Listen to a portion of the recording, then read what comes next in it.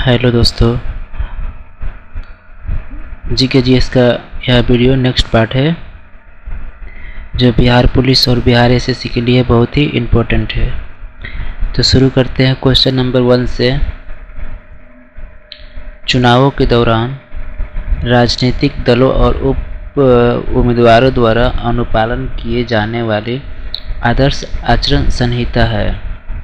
तो चुनाव के समय जो राजनीतिक दल और उम्मीदवार के द्वारा अनुपालन जो पालन किए जाते हैं तो उनके द्वारा आदर्श आचरण संहिता है। तो 1 नंबर का सही उत्तर होगा ऑप्शन नंबर डी, लोक प्रतिनिधित्व अधिनियम 1951 के 51 में विनिर्दिष्ट, यानी कि लोक प्रतिनिधित्व द्वारा जो अधिनियम 1951 है वह जो आचरण संहिता से संबंधित है, जो चुनाव के समय राजनीतिक दलों और उम्मीदवार के लिए पालन करना जरूरी है। क्वेश्चन नंबर 2 है, भारतीय संविधान का अनुच्छेद 61 किससे संबंधित है? तो भारतीय संविधान के जो अनुच्छेद 61 है वह किसका उल्लेख करता है? तो 2 नंबर का सही उत्तर होगा ऑप्शन नंबर बी, राष्ट्रपति पर महाभियोग, यानी कि राष्ट्रपति का जो महाभियोग होता है संसद में तो वह अनुच्छेद 61 के तहत किया जाता है। राष्ट्रपति का महाभियोग है वह संसद में लोकसभा या राज्यसभा दोनों में से कोई भी सदन में प्रारंभ किया जाता है। अब बात करते हैं राष्ट्रीय आपातकाल। राष्ट्रीय आपातकाल का जो प्रावधान है भारतीय संविधान में वह किस अनुसूची में है? तो राष्ट्रीय आपातकाल अनुच्छेद 352 में है। राष्ट्रीय आपातकाल अनुच्छेद 352 में है। और वित्तीय आपातकाल की बात करें तो वित्तीय आपातकाल किस में है? तो अनुच्छेद 360 में है। अनुच्छेद 360 में वित्तीय आपातकाल का प्रावधान किया गया है। मौलिक कर्तव्य की बात करें तो भाग 4 के अंतर्गत अनुच्छेद 51 के ए में उल्लेख किया गया है मौलिक कर्तव्यों को। मौलिक कर्तव्यों की संख्या की बात करें तो 11 है। कितनी है? 11 है।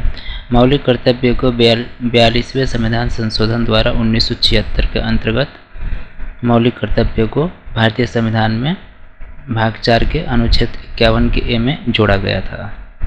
तो ये सब बात जो है ये सब बातें याद रखिएगा, एग्जाम के लिए बहुत ही इम्पोर्टेंट है।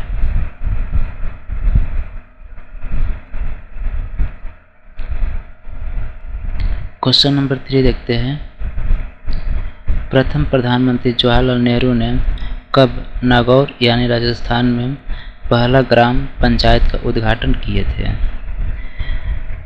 तो इसमें प्रथम प्रधानमंत्री पंडित जवाहरलाल नेहरू द्वारा नागौर राजस्थान का एक गांव है जो पहला ग्राम पंचायत का उद्घाटन कब किए थे?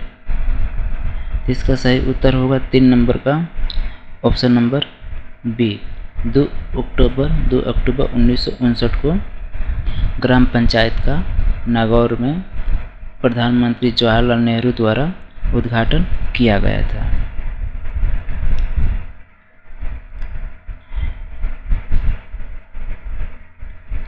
नेक्स्ट क्वेश्चन नंबर देखते हैं। क्वेश्चन नंबर 4 है, गांधी जी ने किस एक्ट या अधिनियम के खिलाफ लड़ने और सत्याग्रह शुरू करने का फैसला किया था? तो गांधी जी द्वारा किस अधिनियम के खिलाफ लड़ने और सत्याग्रह शुरू करने के खिलाफ किए थे? तो 4 नंबर का सही उत्तर होगा option number A, Rowlatt Act. जो रोलेट एक्ट 1919 में आया था उसके खिलाफ गांधी जी ने सत्याग्रह शुरू करने का फैसला किया था। नेक्स्ट क्वेश्चन देखते हैं।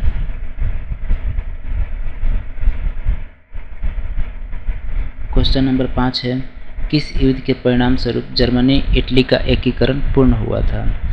तो कौन सा युद्ध था जिसके बाद जर्मनी और इटली का एकीकरण हुआ था? तो 5 नंबर का सही उत्तर होगा ऑप्शन नंबर सी, सेडान के युद्ध 1870। सेडान का युद्ध कब हुआ था? 1870 में, जिसके परिणाम स्वरूप इटली और जर्मनी का एकीकरण पूर्ण हुआ था। 6 नंबर प्रश्न है, हिमाद्री नाम किसके लिए प्रयुक्त होता है? हिमाद्री नाम जो है किसके लिए प्रयुक्त होता है? तो 6 नंबर का सही उत्तर होगा option number D, great Himalaya को हिमाद्री नाम से भी जाना जाता है। ग्रेट हिमालय को किस नाम से जाना जाते हैं? हिमाद्री के नाम से जाना जाता है।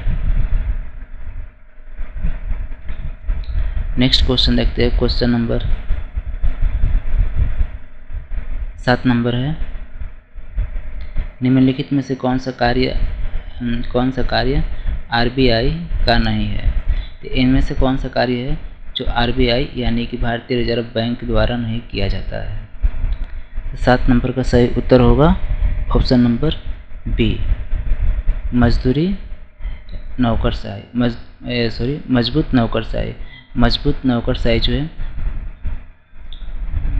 क्वेश्चन नंबर 8 देख लिया। आरबीआई का 7 नंबर है